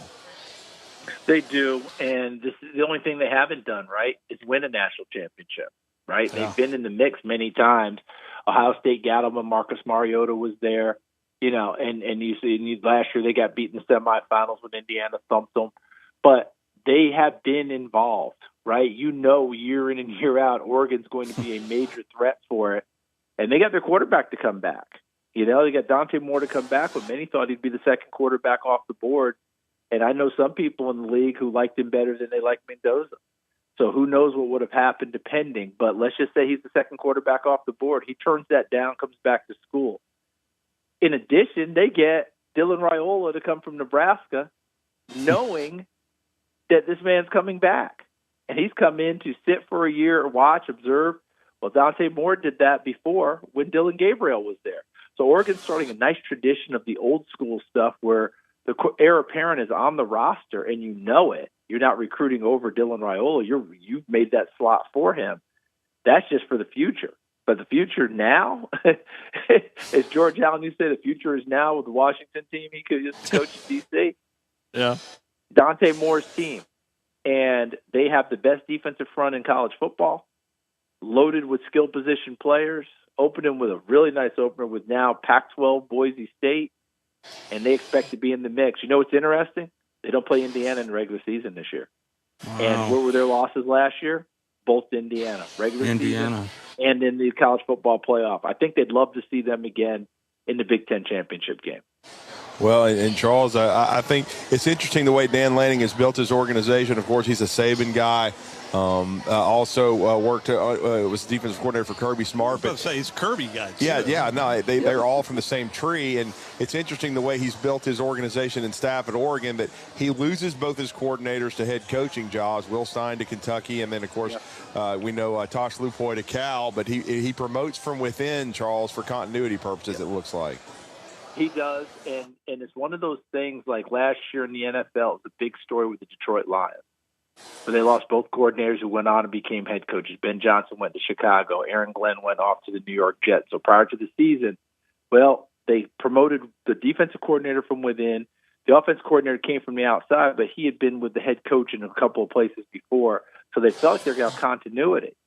Defense, they did. Offense, mid-season, the head coach fired the offensive coordinator and took over play calling himself. This is what you're worried about how it goes, because that coach you knew in one spot, he slides over to a different spot. Is he the same coach? Does he command the room the way that he would have before? All those things kick in, but I like where Dan Lanning is going. You know these people. You know the responsibilities. He'll be there to oversee everything, but at the same time, he's going to turn these guys loose, and I think that's probably going to be a benefit for Oregon. Week 2, Minnesota, Mississippi State. We just got through talking some Mississippi State last hour, Charles, and that it's games like this, as well as Arkansas playing Utah. And I know a lot of people are focused on Ohio State and Texas for obvious reasons, but it's these types of matchups that, I mean, you're really going to find out the strength of a schedule with these types of matchups early in the season. Yeah, you certainly are. And look, the quarterback Mississippi State is a marvel when you just look at him, as we say, on the hoof, right? Camario Taylor. So you're seeing a person and you say to yourself, he's built like Cam Newton in a lot of ways. We know he's got the big gun. Can he feather passes? Can he complete the 3rd and 5s? Joe Milton at Tennessee was a very similar type of a looking project. And everybody would go gaga because he could throw it 85 to 90 yards, that sort of a deal. But he wasn't consistent on 3rd and 5. And quarterbacks who are not consistent on 3rd and 5 don't stay on the field. And Hendon Hooker took his job. And then he gets to the NFL and everybody goes gaga again because he can throw it 85, 90 yards. Still have to have that consistency of being able to hit passes. That's what Camario Taylor's going to be working on. But, boy, you sure love what you're seeing. And, look, he's going against a kid on the other side who's a monster himself. I mean, they might as well have a center tip between Drake Lindsey, the Minnesota quarterback, and Camario Taylor. Throw the ball up and see who gets the center tip, and off we go from there. It's going to be a fun game. Plus, it'll be nothing but maroon everywhere between the two schools. Well, and I wanted to ask you, since again you're the lead color analyst for the Big Ten. I mean, I think it's interesting. A couple of the coaching searches last year that I thought, especially at Penn State from the jump, Matt Campbell was to me was the obvious guy. But there was a kind of a circle. They went in a circle a little bit, but back around to Matt. I think it's a really good fit. It'll be interesting because I thought he did a great job with limited resources at Iowa State. I think his type of football, the kind of football he plays, fits Penn State. And then I thought, Kyle Whittingham, I know the whole thing at Michigan was a cluster, but when they came out of the fog, I think his style of football really fits their quarterback and the way they historically have played. What are your thoughts on those two coaching changes in the Big Ten? Oh, I love them both. I'll just start with Penn State. As you said, whatever the circling is, they got the right guy as far as I'm concerned. At one point, the name Campbell taking over the Detroit Lions was supposed to have been Matt Campbell, not Dan Campbell. So he's highly regarded all the way around. You pointed out everything. I think he's bringing 23, 25 Iowa State kids with him, including his quarterback, Rocco Beck. So they have a chance to hit the ground running. And if my recall is correct, I don't think they play Indiana, Ohio State, or Oregon in the regular season. Jeez. So, if you're going to take advantage of a schedule, that's the one to take advantage of. Can they bounce back? Because remember, everybody thought they had national championship aspirations last year. Under Campbell, if they can catch fire early, they could be a problem for people. I do think they play USC, and that's going to be kind of a prove-it game for both of those programs, and that'll be a fun one to watch. Flip it over to Michigan. I think you absolutely nailed what I believe about this hire. He fits the way Michigan likes to play football and win. I go back, and I'll just start with Coach Schembechler, right? Gary Moeller before he lost his job. Lloyd Carr won a national championship there. Then we end up with Jim Harbaugh, really hitting it big for them. They all have a similar style of play. Their DNA is infused there. Run the football, play tough defense, be smart and sound. That's how Michigan teams have won. That's how their fan base has seen it. And Kyle Whittingham is the same type of a coach. He's an old linebacker.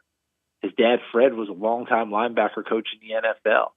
If you get a chance, look up the Whittingham family tree about the number of football people that are out there. And I'm telling you, their reunions, if you're not talking football, then you might as well just go to a different family because that's what they're going to talk. It's all about ball. And I just think that he fits what they're looking for. And I thought what he said at the Big Ten Media Day was perfect. The problems haven't been the kids. The problems have been the adults. Well, guess what? They have an adult in the room now, and I think he's the perfect fit for there. And it'd be fun to watch and see if Bryce Underwood can really get activated, the number one prospect in the country the year before. His freshman year was pretty up and down, but boy, he's a good-looking kid. It's kind of like looking at Kamario Taylor at quarterback. You just start drooling, thinking what could be. And I want to see if he gets unlocked this year. Boy, that's another big-time matchup early is Oklahoma and Michigan. In the Big House. Yeah, yes. That's huge for both conferences. No doubt about it. And you'll see John Mateer, who was, a Heisman candidate last year before breaking his hand, and one of my favorite players in college football, one of my favorite people. And if he can just stay healthy, and I know he's worked on a bunch of stuff this offseason, mechanics, et cetera, that could be a very interesting ball game. And if John Mateer can stay healthy, he could get jet propelled and be maybe a year delayed on maybe his Heisman look. I've heard so many coaches, specifically in the Southeastern Conference, bring up the NFL calendar in terms of trying to space things out a little bit better. Is that even possible to do in the college game moving forward, in your opinion, Charles? I think it is because based on everything I'm hearing about how people are doing academics now, it absolutely is. Once we had COVID and learned how to do things via Zoom, right, and do classes that way, after we heard about Johnny Manziel being so mobbed at Texas A&M, he couldn't go on campus, we had to have these type of classes. All those things, I think it's become a model that a lot of people follow. A lot of the programs, everything's in the morning. Right? So you report to the facility early, you do all your stuff, your practice and everything. Your first class will come at 1, 2 o'clock in the afternoon. And a lot of kids opt for the Zoom, type of a class as opposed to going to the classroom because they're trying to maximize their football. Well, guess what? That fits. So I do think that they can absolutely do that type of calendar. They just have to make some rules adjustments, and they've already shown they're willing to do that by letting the coaches coach year-round now. And then, of course, it's funny. We've been talking on this segment. We haven't even brought up Ohio State. They're going to take on Texas. This could easily be a rematch down the road, Charles. But The fascinating thing is what Ryan Day has kind of done with his staff. We've already talked about losing coaches and replacing them. He brought in Matt Patricia from the NFL, and that seemed to work very well defensively. Very interesting hire at OC with Arthur Smith. Yeah, it certainly is because, Arthur Smith made his bones as an OC with Tennessee Titans, Derrick Henry running the ball, Ryan Tannehill, the quarterback, and had a lot of success. Those are really good teams, winning 12, 13 games a year. Head coach of the Falcons, it didn't go quite as well as he would have wanted, obviously, but that doesn't mean he's gotten dumber as a coach. But it fits what Ryan Day wants to do. They pitched around pretty well to Ohio State, but go back and look at who they put in the NFL from the running back position. So they're going to run it, and there's a kid you guys probably might know his name, some kid named Bo Jackson who's there. It kind of sounds familiar from ranks of where we come from. Well, he's their lead guy again this year, and they've got him back and, of course, a whole stable around him. So it fits a lot of what Ryan Day wants to do. And then on the other side, Matt Patricia. I just saw Matt last week, and he is so happy working at Ohio State, so happy in the college game. May not do things quite the way he did last year where all those guys emerged and became top-level draft picks. He may have more of a rotation system this year. But don't think for a second the talent has been depleted at Ohio State, okay? Their roster is pretty good. When you start talking about how many millions of dollars are in a roster, Ohio State's going to be in the upper echelon of that, and those kids sure look the part. So, yeah, I like what they're doing there. And Ryan Day has the security of having won a national title, been in the mix a bunch, that he'll hire 2 former NFL head coaches as his top assistants and not feel threatened by it. This time a year ago, there was some talk of moving to 16, but I didn't really buy into that conversation. But at least fast forwarding to now, in my opinion, this does feel like the last year of 12. Do you buy into that as well, that this is the last year of 12? I kind of do, because it feels like the SEC has said that they are willing to talk 16. They're just not willing to talk 24. Yeah. And I think that even if they just incrementally go to 16 and then table it and keep trying to work the SEC towards 24, which is what the Big 10, the Big 12, the ACC have all jumped in on that. A lot of coaches are really wanting to get to 24 because they believe that gives them a chance. And look, it's not just getting a chance to go to the playoff. They believe it's job security, which I always think is a false thing, because they always talk about if there's 24, there's more opportunity to get there. And that's true. You know what else happens? There's 24 and you don't get there. You know who's asking you about that? Your president and your AD. Hey, hold on a second. We've gotten to 24. How come we're not in it? It's like college basketball coaches wanting to expand the tournament. Every time you expand it, it sounds great. Call me the year you don't get in. Because guess what? Everyone else is in. It's open. How are you not in? That's the question you're going to get asked. So they think it's job security. I think it's false. I think that they're wrong on that. I think it's really actually not job security. The bigger you expand it, the more there's going to be expected of you. So as long as you're hitting it, that's cool. But if you don't, believe me, people are going to ask you a lot of questions. And the patience level, as you guys know, is way down. So like Ryan Day, when he lost to Michigan that year and still won the national championship, the Michigan loss, all people talked about was he's going to lose his job. And he won a national championship, and then that went off the table. But he's right back in the frying pan. This is a loaded Ohio State team. Has anyone seen their schedule this year? Yeah. They play everybody, including Texas. And it's going to be a fun one to watch. Now, if anyone's equipped to handle this, I call this an NFL first-place schedule.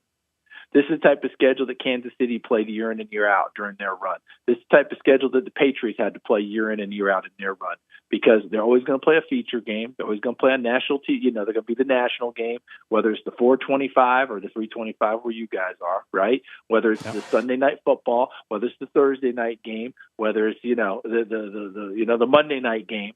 Their schedule's all over the place. There's no consistency. You ask any coach anywhere, they'll tell you, if we can just play at the same time every week, life would be good. Well, in the NFL, if you play at the same time every week, which is 1 o'clock Eastern, that means your team stinks, okay? Because no one wants to put you in a feature game. So it's a double-edged sword. The great programs know how to handle all the bounce. Short week, long week, midweek, 8 o'clock game, 1 o'clock game. Does not matter to them. They figure it out. Ohio State's that type of a program. But if you look at their schedule, if you're not Ohio State, their schedule would consume and eat a lesser program. Look at who they're playing and look at where they're playing. They're on the road a lot. Wow. There is, and I know it's a stacked, in terms of talent of what we're hearing and what you're telling us, but they're going to have to earn it in a big way on the field. No doubt. No doubt. They'll have to earn it, but they're used to that. And, for them, look, every school that's a big-time program that doesn't quite get to the top, whether it's a conference championship or college football playoff or national title, the very next year when they feel like they've got a good team, what is the T-shirt that everyone's wearing around the football facility? Unfinished business, right? Everybody's got it. It's a standard one, right? Yeah. So Ohio State feels like they've got unfinished business because Indiana got them in the Big Ten title game, and then they got jumped by Miami in the college football playoff. They thought they'd get another shot at Indiana in the championship, and it didn't happen that way. There's unfinished business for them. Quarterback's back. Loaded roster as always, but still some question marks because last year no one knew Arvell Reese, Sonny Styles. We knew about Caleb Downs, but we didn't know all the rest of it was going to fall the way that it fell. Typically with their type of talent, those kind of players emerge anyway. I cannot tell you how much it's been fun to talk about the games themselves coming up. I'm sick of watching C-SPAN, Charles. I mean, I got out of news to talk sports, and I'm sitting here watching C-SPAN for most of the offseason. It's been fantastic to catch up with you, and we'll be watching here in the Deep South. But we still keep an eye there on the Big Ten in a big way. Well, appreciate that. Look, the SEC and the Big Ten, they're waging major battles. They're easily the top two conferences. They are the pace setters. The Big Ten hoists the gold right now. Like Ric Flair used to say, he's got the gold, okay? And if you want a piece of that gold, you remember what the Nature Boy used to tell them? Walk that aisle. And that's what the Big Ten's telling the SEC right now. You walk that aisle because to be the man, you have to beat the man. And right now, the Big Ten's the man. Charles, thanks so much. Are you going to be on any Titans preseason games coming up? Yes, actually have one Thursday night out in San Francisco. And Perfect. Then the last one because they're getting a national game against Seattle in their second game. So the third game against Chicago being the last one there too. So outstanding. Here we go. Here we go. It feels like a lot of Jets and Giants on that roster, considering who's on that coaching staff. You know that. They can speak shorthand to the rest of the locker room, and the beauty of it is they tried to take the best of those Jets and Giants so they can speak that shorthand and put them on the field, and we'll see what happens. But in the meantime, we're all happy that the season's getting closer and closer, and anything to keep you from having to watch C-SPAN, I'm all for it. Thank you, sir. Thank you, Charles. You guys take care. Be good now. That's Charles Davis from CBS Sports, and it'll be class act, man. Fun to see him on Thursday. A good dude. With by the way, we'll have Titans and 49ers for you right here. It's our maiden voyage. Yeah, with really, Titans Radio. Really good player at Tennessee. Really good pro career. Has been a really and I'm happy for him. He's worked his way up in the broadcast world and. As you said, now the #1 analyst. That's right. I guess with Gary Danielson's retirement. That's right. And doing Big Ten games for CBS, and Brad Nessler's one of the best in the business, certainly. And you can tell he was coached by class people, and his head coach wasn't fan of his Maximus. We could have maybe gotten a Johnny Majors story. Yeah, we should have. Here and there, but maybe we'll try to get him on again. It's called CLASS. You didn't have to drop the CL. All right, coming up on the other side, final call for phone calls. We're live here from Baumhower's Victory Grill. If you'd like to react to any of our interviews, you can do so next. You're listening to The Drive with Wes Neighbors and Steve Moulton on 97.7 ESPN The Zone. Planning a barbecue for this football season? Well, don't forget Baumhower's famous sauces to make it legendary. These popular sauces include traditional hot sauce, Thai sweet chili, Mojo, Jamaican jerk, and white barbecue. Stop by your nearest Baumhower's today and pick up a few bottles of sauces or order them online at baumhowersauces.com. And since they have become so popular, Baumhower's legendary sauces are now being offered in some of your favorite grocery stores across the state. Whether you're tailgating at the game or barbecuing at home, Baumhower's sauces are bound to spice it up and make you the host or hostess with the mostest. Hey, I'm Bobby White for Lynn Layton Ford Indicator. Summer is flying by and our summer sales event is coming to an end soon. But there's still time to lock in low, amazing summer deals. Now's your last chance to get 0% financing, 0 payments for 90 days, 0 maintenance for 2 years, and $1,000 down payment assistance on a huge selection of new Fords. With your good credit, get up to $6,000 off MSRP on 26 Broncos. $6,000 off. While they last, get $7,500 off MSRP on a 25 Bronco Sport. $7,500 off. The last new 2026 STX crew cab started under $46,000, and Lynn Layton Ford will never add any dealer dock fees or some ridiculous upcharge. Don't miss out on 0%, 0 payments for 90 days, 0 cost for maintenance for 2 years, and $1,000 in down payment assistance. Hurry into Lynn Layton Ford, right in the heart of Ford country, just a mile south of the Beltline indicator, or online anytime at lynnlaytonford.com. Bronco 28442T, Bronco Sport 28032D, F-150 28485T. See dealer for details. Since 1983, Berkshire Hathaway Rise Real Estate's Ann Adams has been your local go-to real estate expert in the area. As a buyer, you can trust Ann's in-depth knowledge of the local housing market to narrow available properties down to those you'll be interested in, saving you time when shopping for a new home. When you're ready to sell, Ann's expert negotiation skills will ensure you get a fair price and hassle-free experience. Call Ann Adams today at 256-337-2625 or email annadamsrise@gmail.com. For over 50 years, our mission, do the right thing and make long-term decisions. We value our customers, and we invest in supporting them. TLG is consistently adding services to our own technologies to automate and provide the best support possible to you. We have the strongest guarantees in the industry. You can't just tell people you're going to provide good support. You have to prove it with your actions. Specializing in simple and affordable rentals, McCurry Van and Car Rental can make sure you have just the right vehicle for your next family vacation, weekend getaway, or if you just need transportation while your vehicle is being repaired. McCurry carries Ford Transit vans and Mercedes Sprinter vans, trucks and work vans, and more. And they offer discounted rental rates for long-term rentals. Now with 4 locations: Athens, Muscle Shoals, Coleman, and Huntsville. Log on McCurryRentals.com to make your reservation now. That's McCurryRentals.com. Feel the Tide roll. Don't miss any of the Alabama Crimson Tide's action this season. Tune in. Scrambling. He's going down. Kelby Collins gets the 4th sack of the night for Alabama. Alabama football is back. Hands it off to Daniel, up the gut. Daniel breaks the tackle, fights his way to the goal line. He's in. Touchdown, Alabama. Roll Tide. 97.7 ESPN. The Zone. Your Fox 54 weather.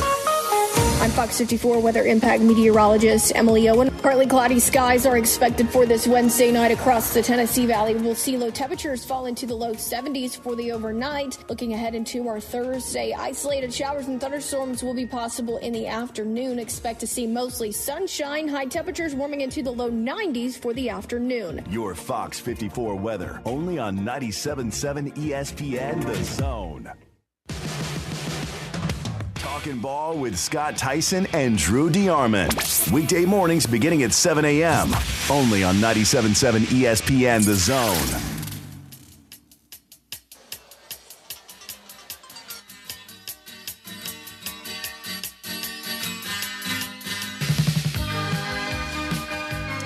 Oh, spam call. Spam call. Don't you just love spam calls? They just hung up with me. Yeah. It's oh, AC really? again. He kept calling me Kenneth. I don't understand what's going on. Kenneth. What's the frequency? Kenneth, this is John from Monterey. It does make me, I read a story earlier this afternoon. Now, this is a report from the Today Show, and I'm all about this. It's a universal feeling. I get like 30 spam calls a day. Wishing telemarketers would just hold the phone. I have reached the bitter end with these spam calls. Well, starting today, France is ringing in a new era. Lawmakers there passed a law that bans unsolicited telemarketing calls. Instead of opting out to avoid those unwanted contacts, consumers can only receive a call from companies if they opt in. Companies violating the new rules may be fined the equivalent of $435,000 per call. The crackdown aimed at tackling a problem that, for decades, has plagued anyone with a phone. I'm all Vive about la this. France. Vive la France. I'm all about this. I mean, since I can't drive over there and hit him with a hammer, Yeah. that sounds really good. Yeah. And there is a documentary that was on HBO, I want to say about 2 years ago, that kind of chronicled this business, if you want to call it that. Yeah. And well, I will tell you this, and I've told our fearless leader, Wes Neighbors, this too. If they call between 2 and 4 in the afternoon, they will be on the air on The Point with Bill Crawford. that is every afternoon. Every 2 to afternoon, 4. 2 to 4. They will be on Point. the air. That's our HD.2 channel, which right now currently has the Rocket City, the first place. It will Rocket even City at 2 Trash balls Cans. and 2 strikes, and you almost There it is. You'll hear the rest of that game in just a moment. That's right. After we hear from James on the Neighbors Wealth Management 256-576-4977 is the Neighbors James is on the Neighbors Wealth Management Hotline. What do you say, James? What's up, James? Hey, buddy, you there? James? I don't hear James. I must have gone away. Sorry, buddy. Well, overall, You made a point to call me back, too.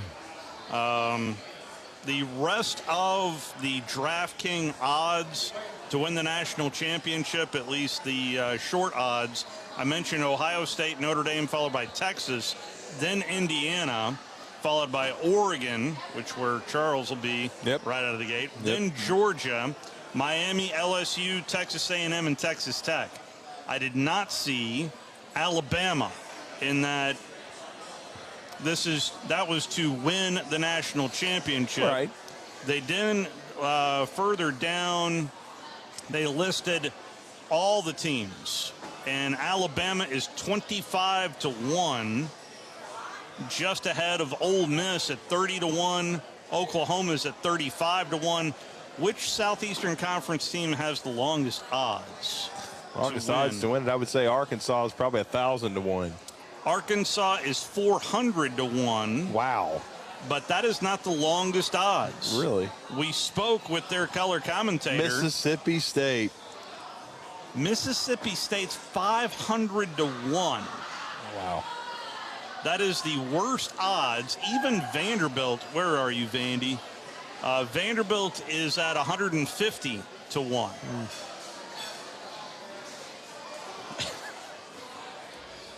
Jared Curtis. LSU, by the way, 18-1.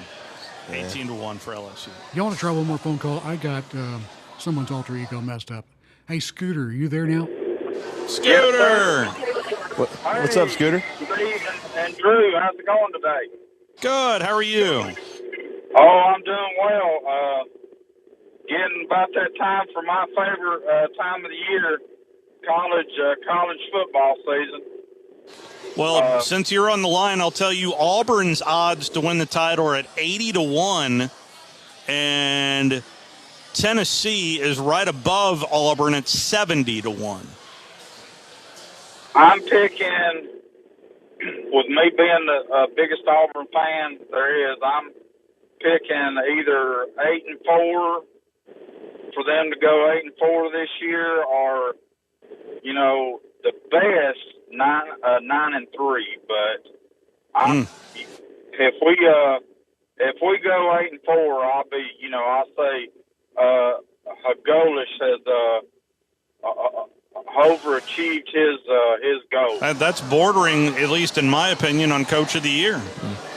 Yeah, and I got to tell y'all a funny story. Yesterday, I went home after work, and I always try to work my yard work around times when there's games on TV and stuff. And I know there's a lot of NFL games that are going to be on tomorrow night. I know we got the Pittsburgh Steelers and the Green Bay Packers play tomorrow night, and then we got. Wonder if Aaron Rodgers is playing in that one. Yeah, and we got my Dallas Cowboys playing on Saturday, and I was trying to get my yard work done before Thursday, and I was trying to get it done before my wife got to home because it was so hot outside.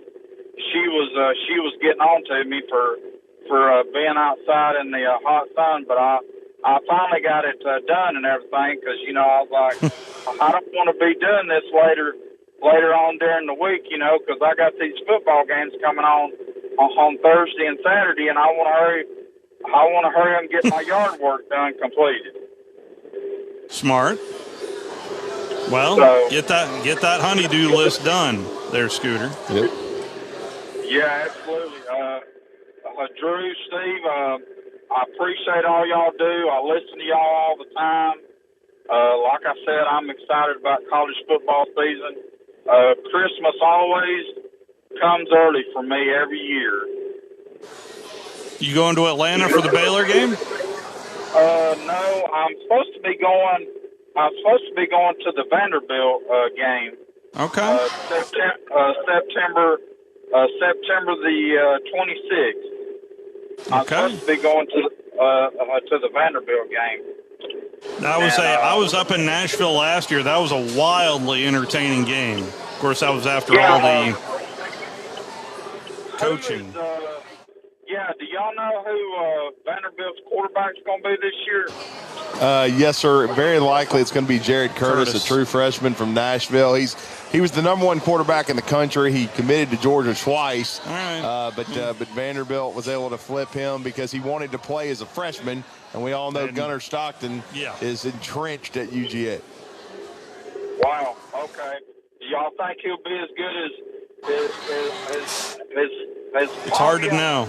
Freshman? Well, not initially, because Diego came in with so much experience. That's right. From New Mexico State. And Tim Beck and Jerry Kill and that system. But certainly Jared Curtis has a lot of natural ability. I'm going to be fascinated to see how quickly he comes along.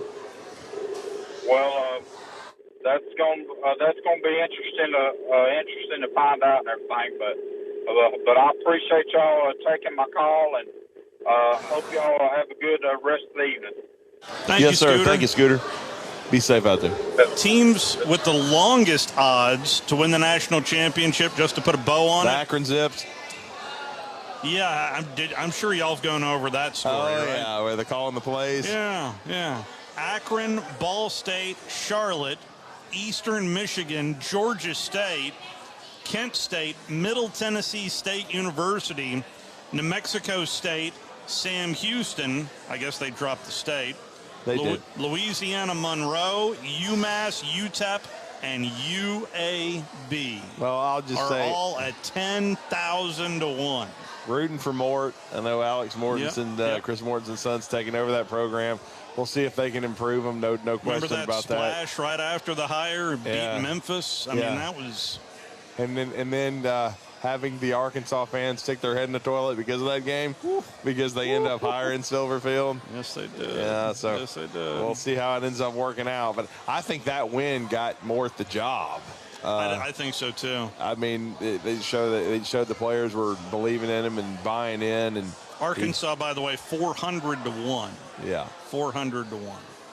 I mean, they got a brutal schedule too. I mean, some people think it's going to be a miracle if they win an SEC game, but it is interesting that Mississippi State has the longest. Well, they have a very, very difficult schedule. Like Matt said, those back-to-back games with Minnesota and South Carolina. And I'll be honest with you, I hate to be morbid here, but if it goes really bad and they're not playing well, then I'm not sure Lebby will make it to the end. Ooh.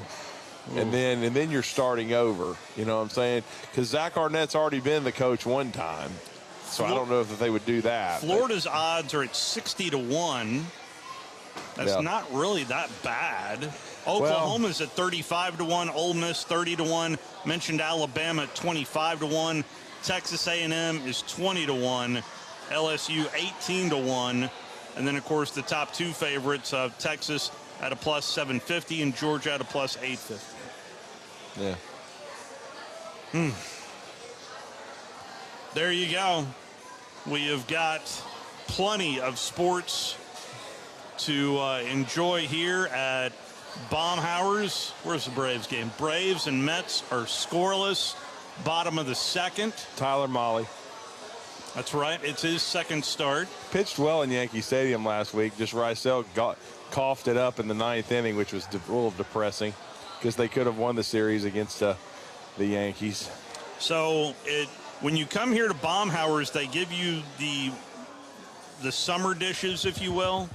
And might I recommend the peanut butter and jelly wings? Oh, wow. I haven't tried them. I'm listening. Peanut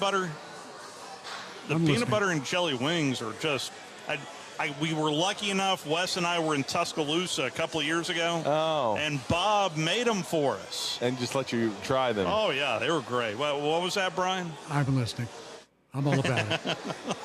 Peanut butter and jelly wings. And listen, I mean, it's a sweet and heat thing as well. Yeah. But you've also got the buffalo chicken dip. We did that a couple of weeks ago. That was pretty good. I finished that off.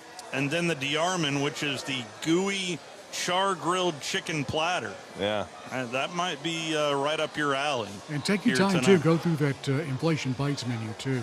You'll get some really good, there's some really good stuff in there. Just like sub $10. Bama Bobby? Yeah, that's Bama Bobby. Hey, Bobby, you there? He's a friend of Scooter's. I'm here. What's up, Bama Bobby? What's up? Scooter's my buddy. It was about 4 outstanding years ago. Next month, we went down to Dallas and saw the boys. So that was a great time. And I miss my friend, but we'll connect and do it again soon.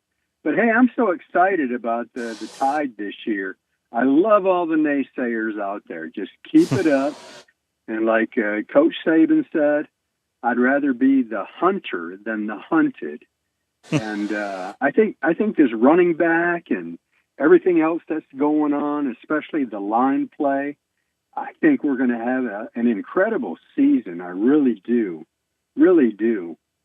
And I'm sorry, Scooter, I just can't roll over to them War Eagle kind of guys. I'm just not there. Would you at least, I mean, of the coaches, the handful of coaches that Auburn has just had, this is by leaps and bounds, at least message-wise, that we're getting as fans and as reporters. This is leaps and bounds beyond what they've had over the last 5+ years. Absolutely agree. I hope they go 8-4 just to please my buddy, but they cannot win the Iron Bowl.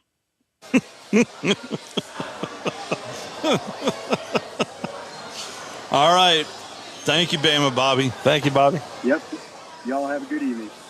Did y'all get into that whole pitcher thing yesterday? Oh, big time. Because if you have a functioning brain in your head and you go back, and I even brought, I wanted to look, because look, I used to go to those fan days all the time when they did the team picture. This was a side-by-side picture of the Auburn football team and the Alabama football team. And I went back just to. And Auburn's is pristine. It's almost like they. Yeah, but one's standing up and one's sitting down. The Auburn team picture sitting down, Alabama's standing up. But what I wanted to do is compare it to the last Nick Saban team photo in 2023. And I pulled it up. It looks the exact same. They do it different. They don't. They try to be, kind of what they do at Alabama with their team photo. They always did it under Coach Saban. They would put guys in certain, like the captains and the what they felt like were the leaders of the team around him, and they didn't go by number. Okay. And so if I were a team that's lost 6 in a row to my rival, I'm not talking about culture in a picture. I mean, I think that's reaching just a little bit if you're talking about culture being fractured because of the way a team picture looks. It tells me. See, it looks like you're trying to manufacture bulletin board material, but what you're actually doing is you're giving it to the other team at Alabama, and it's just like we talked about coming to work saying, yeah, we're aware of, what they're picking us. They're going to be aware of, of podcasters. It's on. They got it on tape. They're girls, it's fractured. They don't even know how to do a team picture. I found it quite humorous how, there was a mild aftershock of whoever put those two pictures together, and clearly. Well, and then this is something I really made fun of. We had fun with Nick Kelly with this because it's his colleague, and then in the same podcast they said that Joseph Goodman's a Bama honk because he was giving Auburn a hard time for. And I don't care either way. It's fine if you want to put him up in a hotel. But, Joseph Goodman wrote a column about it being soft. And they claimed that Joseph Goodman's a Bama honk trying to take pot shots at Auburn. And if you've read Joseph Goodman's stuff at all, I have not. He's not a Bama honk. And I haven't read a ton of it, but I'm just saying, trust me, if you're in the media, you're aware of what he writes. I think did they rehire Skarbinski? I think they rehired. He still does some stuff, but it's like I said on the show today, it's been an order. Like, when I was growing up and a young kid, it was Paul Feinbaum who stirred the pot. Then it was Kevin Skarbinski, and now it's Joseph Goodman. The only thing you can say Joseph Goodman, in my opinion, if you want to call him a honk, it's a Bucky McMillan honk. That's about all he is, because he's covered Bucky very well at Samford, and he covered that Texas A&M Alabama game last year. So, hey, he's given Alabama as much heck as he's given Auburn. So an equal opportunity honk. Yeah, there you go. I mean, Feinbaum mastered it. Kevin Skarbinski did to a certain degree, and now Joseph Goodman. So he's that whole deal just mystified me. I was like, guys, you're whiffing on this. I mean, if you really step back, the journalism world is so different from when you and I grew up into it. Totally. Because the newspaper editorial guy, I'm telling you, that was because everybody was reading it. Yeah. And that is not the case anymore. Yeah, I mean, that's what Feinbaum, people, a lot of, especially the younger generation, they see his radio show. Yeah. He made his bones as a writer. And in fact, if you really talk to him, he'll say this is just a side gig. He does this in between writing gigs. I mean, he is a writer who happens to be on television and radio. Yeah, it's just his radio career took off. Oh, absolutely. He was and known as a sports writer. What he does. He's excellent at what he does. He's made the most money, as the radio show grew. It kind of outgrew, because the media business changed so much, it outgrew his writing career. Yeah. And, that's what I'm saying. So that's just the way the media business is now. And you're right. There's not near as many people that read newspapers because they don't exist. They're all digital. Mm-hmm. And I think hopefully AL.com is wising up with, starting to put more resources into covering high school sports. Yeah. Because it needs to be done, because people want their local community covered. It's not just Alabama and Auburn. Everybody loves Alabama and Auburn. But, you want your local stuff covered. Yeah. And that's even a lot more than what a Joseph Goodman writes. Well, I've always been of the opinion the Decatur Dailies of the world, the Times out in Florence those papers, I don't know who owns those in particular, but I've always thought that they weren't under the umbrella of the AL.com and which was the Mobile Press Register, the Birmingham News, Huntsville Times. They were their independent. I think Casa Grande was that indicator. He was for a while. Yep, he was. And Paul Gaddis was before he came to the Huntsville Times. Yeah, that's right. So he went over to News. And I will say, as far as and they still may do it. As of last year, the Decatur Daily was still printing their paper. At least that's what I was told. I've stopped looking ever since Mark McCarter retired. Yeah. Right. And we're right next to what used to be the Huntsville Times. Yeah, that used to be the building, yep. Right next door to us. Right. Here in downtown Huntsville. That correct. is going to put a bow on this particular program. Coming up next will be Trash Panda Baseball as they continue their series up in Knoxville. Trying to grab so they won yesterday. Going to try to win again tonight. Braves lead it over the Mets 1-0, top of the third with 2 outs. That's what I got my eye on. And then a bunch of Little League regional championship games as well as elimination games. Ohio leads it over Kentucky 6-0. That's the one right above my head. But again, congratulations to Alabama making it to Williamsport. Phoenix First City. time since 1999. We'll talk to you tomorrow. Thoughts on the scrimmage on the drive tomorrow. We'll be back tomorrow.